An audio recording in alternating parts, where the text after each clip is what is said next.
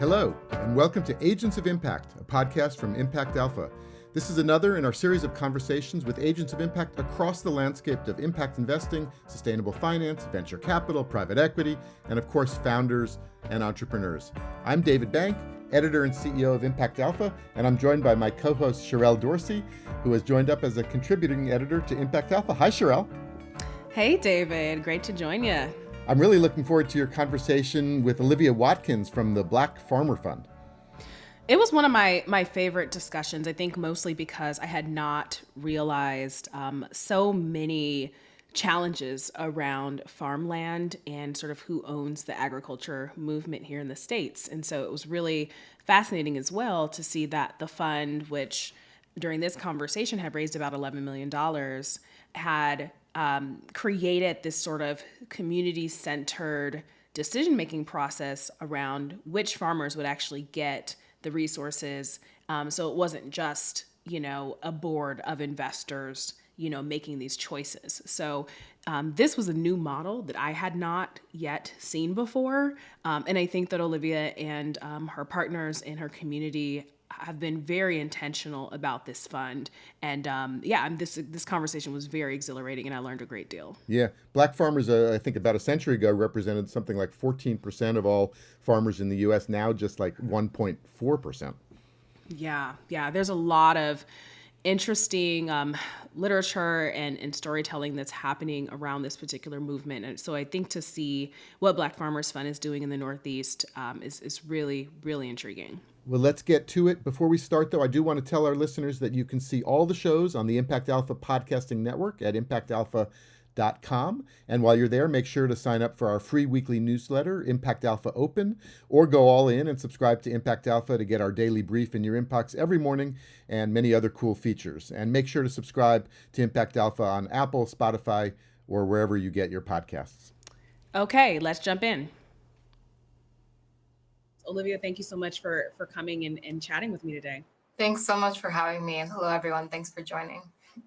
So I want to get started with just really explaining to those who are new to the Black Farmer Fund. We saw this amazing splashiness of you all raising $11 million just a few months ago, and kind of opening our eyes to what's happening in our sort of U.S. agricultural system, especially around this area of discrimination. But perhaps you can talk about how you came to this work and why the Black Farmer Fund existed and needed to exist.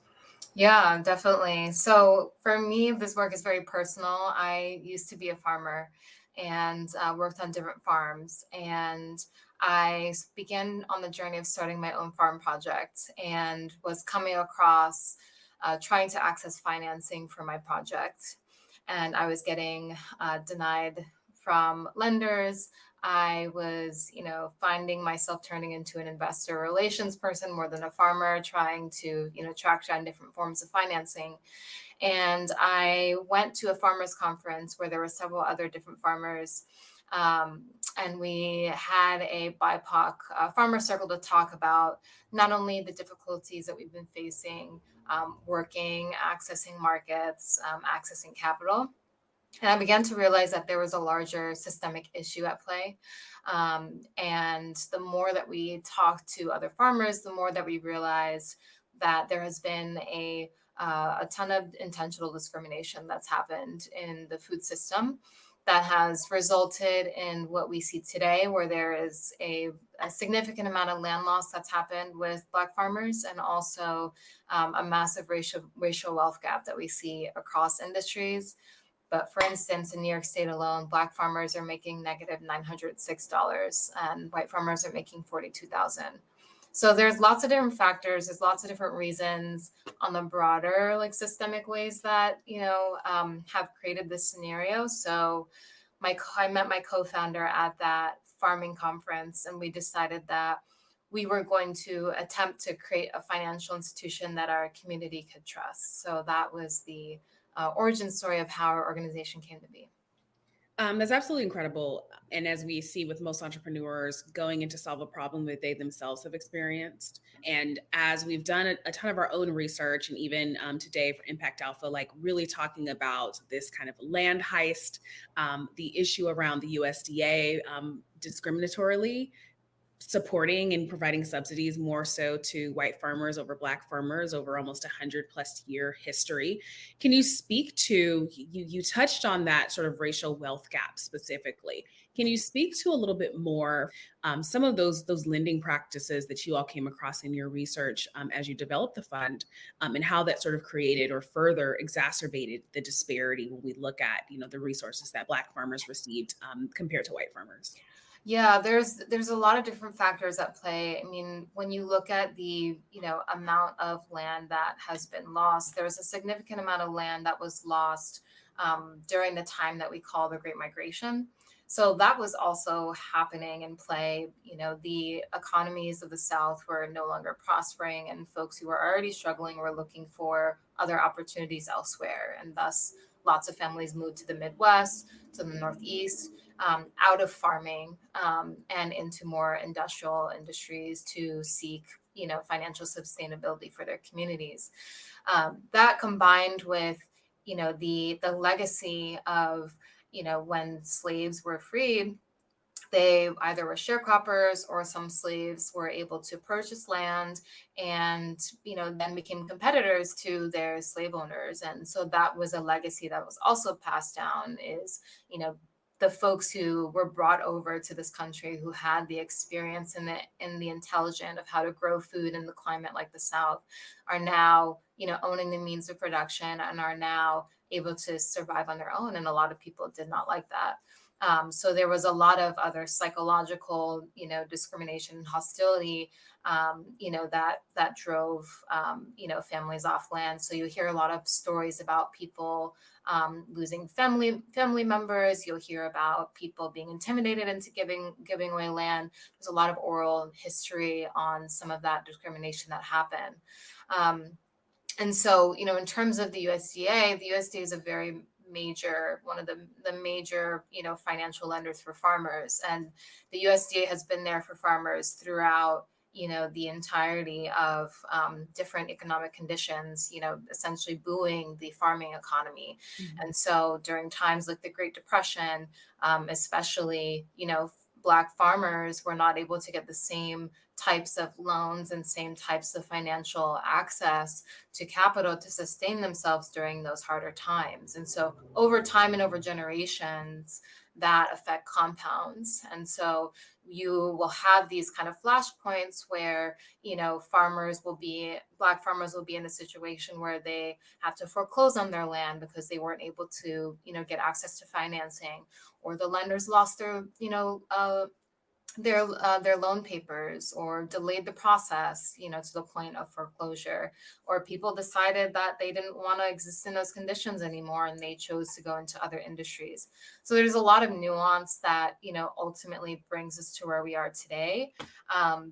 I think, one of the other things as well that we realize is that because our organization is looking to create an organization that our community can trust. Not only is that in building relationship, but also making sure that we are providing loans, grants, integrated capital in a way that is not predatory, in a way that's not extractive, and that favors the farmer and how the farmer would like terms. So that's a whole nother question, Yeah, but yeah, yeah. that's one of the main things that we do. The Black Farmer Fund specifically targets the Northeast, Yeah. and you all provide, support and resources from the standpoint of working capital, but also you all go above and beyond that, almost from like a technical assistance standpoint. But maybe you can talk about how Black Farmer Fund is more than just we're deploying capital, but you all are doing something super unique as well in terms of supporting farmers. Can you speak to that a little bit? Yeah, so we really believe in multiple different types of capital. So obviously financial, but then also social, intellectual, spiritual. And so a perfect example of one of the farmers that we work with, we'd use integrated capital. So we leverage both grant dollars and investment dollars to provide that to a farmer. And so one of our farmers received both a $50,000 loan and a $50,000 grant. And they were able to expand out some of the vegetable production on a recently purchased property. And they were experiencing challenges with the USDA in terms of accessing a hoop house from the Natural Resources Conservation Services. They were being run around and experiencing, difficulties with facing that. So we leveraged our political capital to speak to folks that we knew in USDA to get some answers, and ultimately to get this farmer, the answers that they needed in order to resolve that. So political capital is one, grassroots organizing is a really huge part of our work, financial capital. And then that farmer was then able to, use that hoop house and plant out and expand their yield to provide vegetables. So we just had a abundance festival, which is our community gathering, and they were able to come to our farmers market there and sell a bunch of their vegetables to the community that we invited to come. On top of that, this farmer is very, involved in the community. So they're on board of several different organizations working towards acquiring land for BIPOC farmers, working towards, policy and advocacy. So really doing what we can to support folks like that who are on the ground, growing the food and advocating for things that Black farmers need to survive. Yeah, I think what's interesting, and you kind of alluded to this early on when you talked about your experience farming and ultimately coming to create and co-found the Black Farmers Fund. Of your time was more so spent on investor relations versus the actual practice of the farming. And I think from sort of any capacity of entrepreneurship, especially from coming or hailing from marginalized communities, it kind of always seems that you're tackling 4 to 5 different issues while you're also a practitioner of your actual business. Yeah. When you talk about this like community-led concept, and again, you kind of mentioned from the farmers market, these kind of like festivals, things like that. It definitely seems highly rooted in community.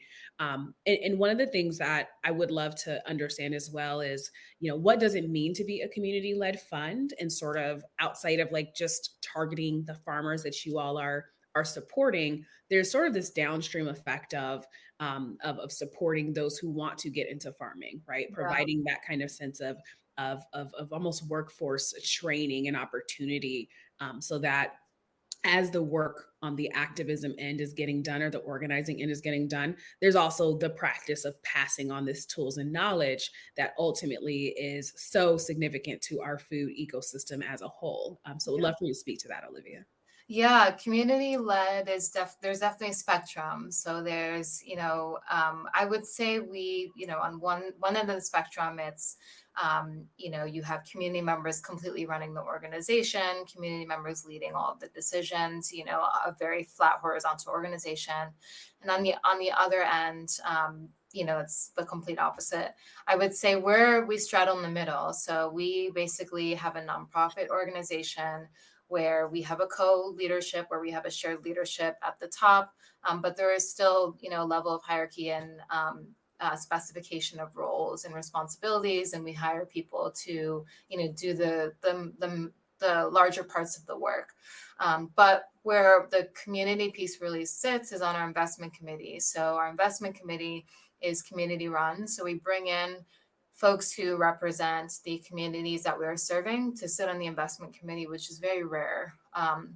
Typically, a lot of investment funds will have maybe advisory committees that look like this, that don't really have voting power, or the investment committees will be folks who are hired in the organization, or board members who might not necessarily be as close to the communities on the ground.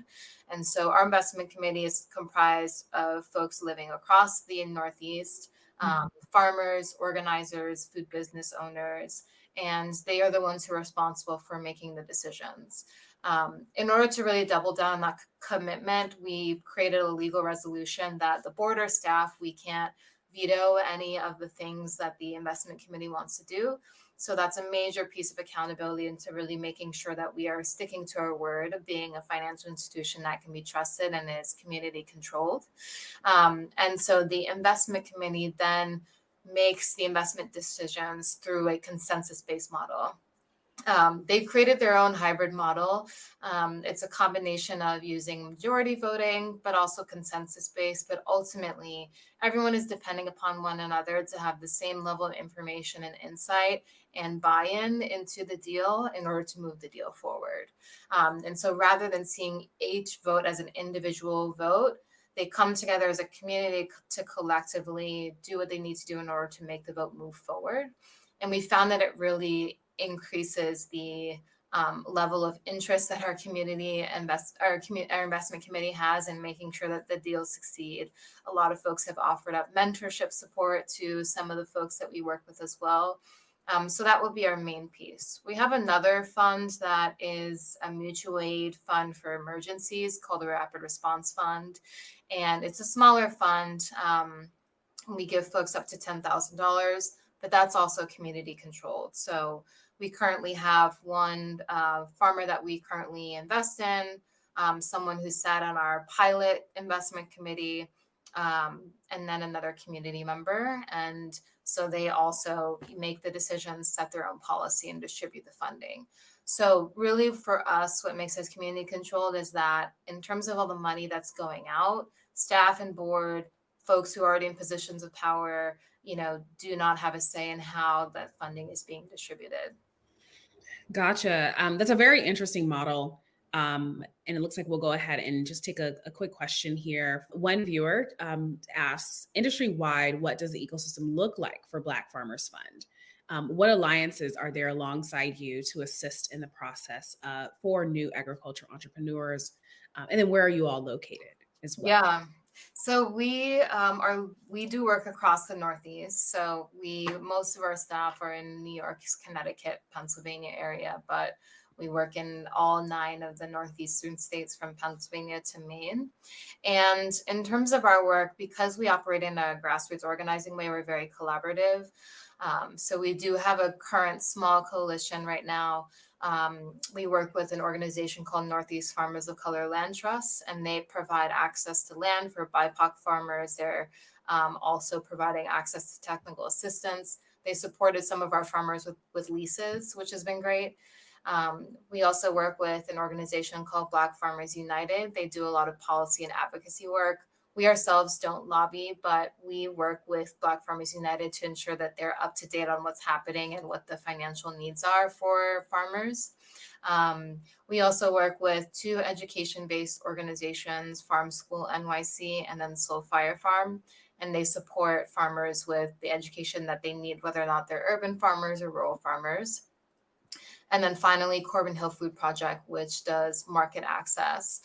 So they do a lot of distribution into New York City and supporting farmers who are in more rural parts of New York in order to enhance that distribution. Mm-hmm. So that's a very intentional coalition right now that we're stewarding. We meet with regularly. We are training one another on different things, and we work together on deals as we see fit. And so, but also we definitely see ourselves as one part of the broader food justice movement. There are so many amazing organizations that are working nationally, whether or not it's funding like Pot Liquor Capital. Lolita Nunn is in the chat, and Pot Liquor Capital works nationally for BIPOC farmers. Whether or not it's National Black Food Justice Alliance, they're a membership organization of Black farmers, and they do everything from also supplying funds to policy and advocacy work and organizing work. So we definitely feel really grateful to have all these different alliances because it takes a village to make it happen. Yeah, and it sounds like you all have such an interesting model. It's definitely one that I'm kind of learning about for the first time, particularly within this consensus methodology. And I imagine that you all were able to take a lot of learnings by being a part of this kind of greater ecosystem coalition of people who are working on this issue. Over the last few years, we've started to see more coverage on Black farmers, everything from land to economic robbery to the challenges of the USDA. And now we're seeing folks like Senator Cory Booker and Senator Elizabeth Warren start to put forth acts as early as 2020 to do some sort of like reversing of some of those discriminatory policies, through the USDA, and trying to capture some more resources, in order to help mitigate some of the issues that are going on. What kind of conversations are you all having within these coalitions, as you all are kind of thinking about, of course, the challenge of getting aid right now to farmers, while also advocating and pushing for just better practices, from government? I know you mentioned, you all are not lobbyists, and but it sounds like there's a lot of really strong advocacy work that's happening amongst these particular groups. So just curious in terms of how you all are touching on that while you are advancing and deploying capital. Yeah, I think, the fact that there has been so much adversity that, a lot of the lawmakers have been facing trying to get some of these deals passed to get funds to the hands of Black and BIPOC farmers is really proof that, an organization like us needs to exist. Right. So we operate kind of outside of those confines. We, are community run. We raise funds from, private pools of capital mainly. And, that allows us to, operate a fund that's in alignment with the vision and values for the broader food justice movement. So it's, definitely a multi-pronged approach, making sure that the government is informed on what's happening still. Um, as someone mentioned in the chat, they are still experiencing discrimination. And we know people who are also experiencing discrimination. And just, that's why we rely on a lot of our partners that are doing more direct advocacy. But, we will continue to exist as an entity that will provide farmers with access to capital no matter what. I know that you all have raised the $11 million recently. What is the goal here in terms of the number of farmers and sort of adjacent entrepreneurs that you all are supporting, over the next few years? Yeah, so the $11 million was a milestone announcement for us and a $20 million raise. And so we are raising $10 million in notes and $10 million in grants as a part of an integrated capital model. And we are close to, halfway there, over halfway there. So we're really excited about that. I would say that our goal is really to focus on the middle market, so market access. A lot of what we've seen with the farmers that we currently work with and what we're looking in our pipeline now is that a lot of farmers are living in economic isolation, don't have access or networks to markets. And there are a lot of great organizations that are doing market access, creating opportunities for farmers to sell their product. So we want the majority of this current Fund BFF Fund 2.0 to go towards funding that, as well as continuing to fund farmers explicitly. So our goal over the next few years, we don't have a specific goal in mind. I think our focus is really whatever our community needs. So if we're investing in, distribution companies, they might take up a larger chunk of our portfolio versus investing in, multiple amount of farmers. So I think we're still taking it, year by year to see what we want to hit in terms of numbers. That totally makes sense. I also saw that there's an opportunity to become an investor in the fund.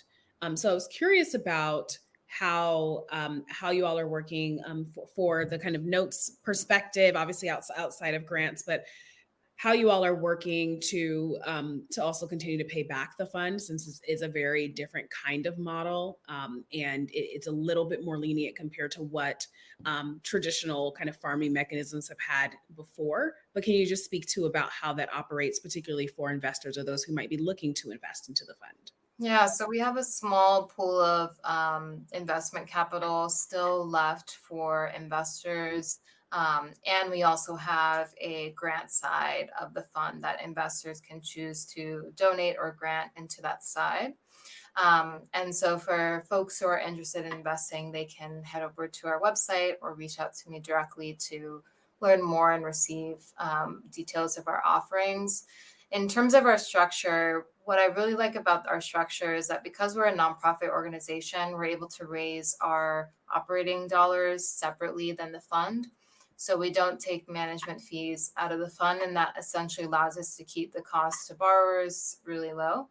Mhm. And so because we raise our operating dollars separately, all the proceeds that we get from folks who are paying back the loan will go first to the investor, and then we plan to invest those back out again. Got it. So it has this almost regenerative approach as well. Yeah. And are you all starting to see, because I know that there was like a pilot fund before, are you all starting to see farmers starting to pay back? Or are we kind of a couple of years out from kind of seeing how, how they're able to start paying back and kind of reinvesting those dollars back into the fund? Yeah, farmers have started to pay back their notes, and I think again, it's really important for anybody who is investing in communities that are seen as traditionally risky by traditional lending practices. That is one way and one framework to look at it. But the risk of not investing is very it can be tragic in a lot of communities. But for us, in our process, we made sure that the way that we structured the note part of the integrated capital worked well with what the farmer needed. Mhm. And, if there's a case where the farmer needs to adjust their payment, then we adjust the payment. And Mhm. that's what it means to be in relationship with, your borrowers, and to work with your borrowers, and to develop flexible integrated capital, models that allow the flexibility and allow the patient capital and allow for shifts to happen. So a lot of our farmers really like seasonal payments because they get paid well during the summertime, but not as much during the winter time. So that's something that we integrate in our model as well, in order to make sure that we're able to both pay back borrowers on time and set that expectation, and also make sure that we're not, keeping the cost of the borrower low. Mhm. I'm curious about how innovation plays a role in some of the support services that you all are also providing to your farmers, as well as just kind of community of sort of those in the food space and owners, and how practices create maybe greater efficiencies, whether that's tools or investing in certain kinds of equipments or things like that. It seems like we're kind of on this trend of like, how do we use less water in agriculture? How do we even kind of walk into this space of like hydroponic farming? In what ways can we create much more economies of scale by still producing really, really strong, crops and products, but doing it in a way that is much more efficient, or has at least maybe more technology tools or mechanisms of innovation to reduce costs. I'm just curious about how those conversations are happening with your farmers or within the context of your coalitions and communities. Yeah, it's an interesting question, because I think when you think back to the history of, you know, Black and Indigenous, especially farmers, have always traditionally, farmed in a way that was regenerative for the environment. So a lot of the farmers that we work with and that we see, that's like a given to them, to be working and, growing crops in a way that's conserving water, that's regenerating the soil. Even a lot of the businesses that we're looking at are, already in tune with needing to find ways to mitigate waste. And to introduce a more regional supply chain for their whatever it is that they're creating in their business. So on the farming side, it's definitely embedded into the DNA of Black and indigenous farmers, is to operate in that way. So we're oftentimes learning a lot from our farmers, ourselves, about some of the new ways that they're coming up with, figuring out how to address growing things differently. I think the thing, especially in the Northeast, that has not been anticipated is the recently a lot of flooding has happened. So some of Mhm. our farmers have been impacted by flooding, and a lot of farmers have been impacted by flooding. And so, the conversation around, how do you, despite you're doing all of the most regenerative farming practices, right, and your land gets flooded, you have no control over that. Do you Right. have the tools in place in order to protect yourself from losses? So a lot of our farmers are thinking now about crop insurance, but a lot of crop insurance providers don't really deal with small farmers. A lot of our farmers are trying to figure out how to financially plan, for the fact that they might have and anticipate larger crop losses than what they intentionally planned for before. So there's definitely a lot of like navigating some of those systems for them as climate change continues to become more so of a problem. Yeah, absolutely. I can only imagine, especially when we start going downstream into insurances, how land changes, especially considering like flood zone areas, as you mentioned, and all of these other sort of natural disasters that have also, hit the Northeast. So Yeah. thank you for making mention of that as well. So Olivia, you did mention that you all are on the road to raising $20 million. Can you talk a little bit more about how that process is going? We know that we're in a really interesting economic climate, so it was really amazing to kind of see when you all made the announcement of having raised the $11 million, how incredible and inspiring that was. But there's still a road ahead, right, to kind of hit, to generally hit the goal, continue to deploy more capital, and of course support more farmers. But can you talk about how your fundraising process is going? Yeah, so far it's going well. We've oversubscribed one of our tranches, so we have about of the 11 million, 9 of that is notes. So we're gearing up to close that soon. And then the remaining of the funds, 7 million about, is the grant side. So as we're kind of wrapping up, the side of the fund that has more stricter call dates and, making sure that we really have investors that are mission aligned. We're now turning our attention more towards the grant side of the fund and making sure that we could pair some of the notes with integrated capital. I think the biggest thing for us has been, making sure that we're working with mission aligned investors.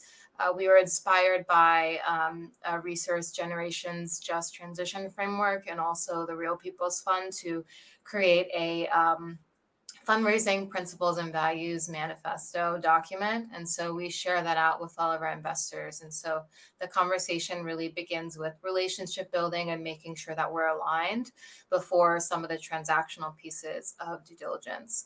I think it's been great to see, exactly as you're saying, that it is a challenging economic time, but it's great to see that there are folks out there that regardless of that, they're still willing to double down on their commitment to racial justice and inclusive and equitable food systems.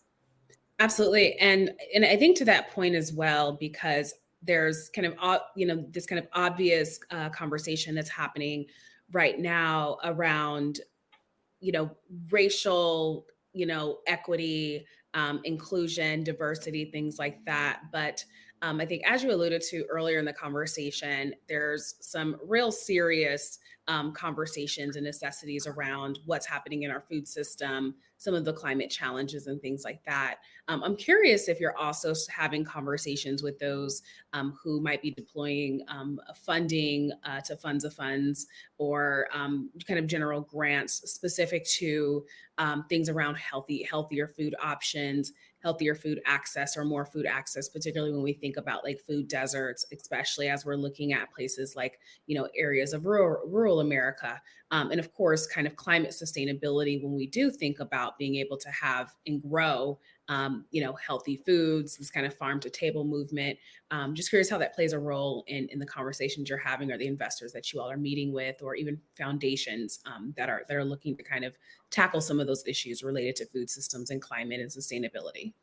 Yeah, I think that's a great question because, as I was mentioning, we know a lot of great farmers who are building, scaling, starting, but they don't have access to markets. Mhm. And so that's why I think, for this fund, our focus is really doubling down on market access and making sure that we can identify businesses that are committed to getting food to places that are experiencing food apartheid or in a food desert. And they are reflective of the communities that they're looking to serve. They're in alignment with the values of the communities. I think you know over the past several years there's been a bevy of young Black folks, especially who've been interested in farming and going into farming. And so, as an intermediary, I really see our role as trying to connect all these different pieces and create links between and then networks between all these different pieces that currently are not connected because of lack of access to capital to build out that infrastructure to do so. Right. And I think you also mentioned the like NYU farm program or kind of a Yeah, Farm relationship School NYC. or farm school, excuse me. Yes, Farm School NYC. Can you talk about that kind of relationship, and are you all funneling or even recruiting talent from that particular program?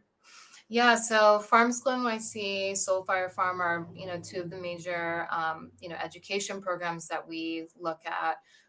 But then we also have the Rapid Response Fund, and that, those three things are main kind of like pipeline sources for us. And so, really being able to be in relationship and community with the folks who are working there, folks who've benefited from the programs, so people know that we're here for them and that they can reach out to us if they need access to support, whether or not it's emergency funding or funding for creating systemic change in their business, or even a community. So we've seen a lot of folks who've come out of those spaces who now are looking for regular communities. So we have community work days where we invite those folks to come and work on one of our farmers' land. And it's a space and a time for people to gather and make connections that hopefully will sustain them as they're going along the journey. Our Abundance Festival is also another community gathering spot. We also do a lot of listening sessions. So we really don't assume to know what's the best way to fund. Funding in New York looks completely different in Maine. The problems in Maine are way different than in Pennsylvania. And so we gather groups of farmers together to hold listening sessions. So that way we can just get a better sense of what they need us to do and how we need to adapt in order to meet that need. Mm-hmm. I read recently that this sort of annual either salary or maybe profit for a farmer or traditionally a white farmer has been just a little over $17,000 and a little less than $3,000 for Black farmers. I'm curious, as this capital does get deployed and farmers are having what they need to produce at a greater scale. Do you all anticipate seeing much more profitability or at least wealth generation improve over the long haul with more access to capital? Yeah, so that's definitely our goal, and access to capital, I don't think is going to be the access to capital is the main way that that's going to happen, but it's not going to be the end all be all. There's definitely other support that's needed, and so we do a lot of technical assistance with our farmers in order to make sure that they have the proper business models in order to achieve profitability. So a lot of the farmers will come to us, or the food business owners will come to us with specific financial goals and social goals that they have in mind. And we will either work with them directly, or we will outsource the TA if it's something super niche like taxes, and help them in figuring that out. But that is our hope that the farmers that we're working with, we're able to give them the exact need that they have in order to scale their business, and that we will work with them along the way to help them continue to pivot and shift and move forward so that way they can achieve the profitability that they want in order to have the lives that they want. Absolutely. I want to go ahead and turn here to some audience questions. Ken Miles, hey Ken, Ken's a friend of mine who's doing some incredible work in social policy and innovation. So Ken asked, have you seen greater opportunities emerging in regenerative practices? If so, what have farmers shared about the impact, successes, or challenges? Yeah, so I assume you're talking about regenerative agricultural practices. In terms of greater opportunities emerging, I would say that there, especially with a lot of the farm education institutions, there's definitely conversations in terms of trying to figure out how to help farmers navigate more intense effects of climate change. So there are a lot of institutions. For instance, Soulfire Farm, a couple years ago, they recently planted an agroforest on their land, And agroforestry is a practice that has been done for many years, but has recently become more popular. USDA, NRCS are starting to consider, creating financing and funding opportunities for agroforestry. And so, for those who are not familiar with agroforestry, it's a type of farming where you utilize a combination of planting trees.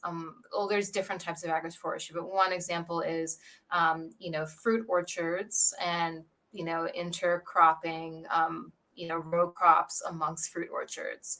And so the fruit orchards, they do a couple of things. They provide food, they provide shade, especially if you have things like cattle. They prevent soil erosion with the depths of their roots. And then they also provide buffers. So if you're, intercropping or creating a barrier of fruit trees, it provides buffers, especially in areas that might be experiencing, tornadoes or hurricanes. Those wind barriers are going to be especially even more important. So I think it's on a different scale too. Planting trees is a longer time horizon. And so a lot of educational institutions are trying to continue to figure out how to train farmers on integrating agroforestry practices into, their traditional practice, and making sure that they can get access to capital to do so. So the biggest challenge to that is access to capital, because a lot of institutions are still trying to figure out what constitutes, agroforestry. Absolutely. Thank you. So for our next question, Allison, thank you so much. Allison asks, what do you all see as the role of foundations who have traditionally done work in food security to support food justice, especially for Black farmers in the US? Yeah, so we've had several farmers who have done work in food security and are, navigating towards food justice and racial justice. I think it goes hand in hand, right? Like a lot of the farmers, I particularly think it goes hand in hand because of the community aspect. So a lot of the Black farmers that we work with, come from the communities that are experiencing food insecurity. They are incredibly motivated to figure out ways to deliver food directly to those communities.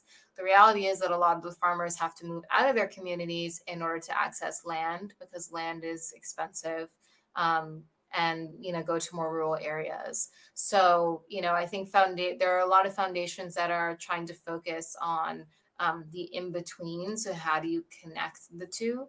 But then also just directly supporting BIPOC folks in order to feed their communities. Before we close out here, Olivia, I did just want to go ahead and do the shameless plug of you all are continuing to raise capital here. So for those of you that are looking to invest, it really is important to follow some of the direction here from Olivia. In what ways can people really inquire about either becoming investors, or potentially they represent organizations that are looking to give grants? What are the best ways for them to go about getting involved with the Black Farmers Fund? Yeah, so you can reach out to us at invest@blackfarmerfund.com. If you go to our website, there's a tab called Investing, and it has further description of our fund. It has our offering memorandum, list of opportunities. If you're interested in donating directly, there's our address to mail a check. And that is how you can directly support our work. Incredible. Do you have to be an accredited investor to actually invest in the fund? Just curious. For our philanthropic notes, you need to be an accredited investor, but for our community notes, you can be an unaccredited or accredited investor. Thanks for bringing that to us, Sherrell. One thing that's really interesting was these breaks that the farmers can get on their interest rate for agreeing to these social and environmental impact. Yeah, absolutely. I think that, historically, lending practices and access to loans have been very restrictive, especially for Black farmers. So to know that there's, again, there's a resource that makes the capital available and is not, usury, it matters a great deal for the success of these farmers. So I was really glad to hear that as well. Great. Well, thank you, Sherrell, and thank you to Olivia Watkins, and thanks to all of our listeners. We'll be bringing you more conversations with agents of impact, and you can see all the shows in the Impact Alpha Podcasting Network at impactalpha.com, and make sure to subscribe wherever you get your podcasts. Awesome. All right. See you soon, David. Till next time, Sherrell.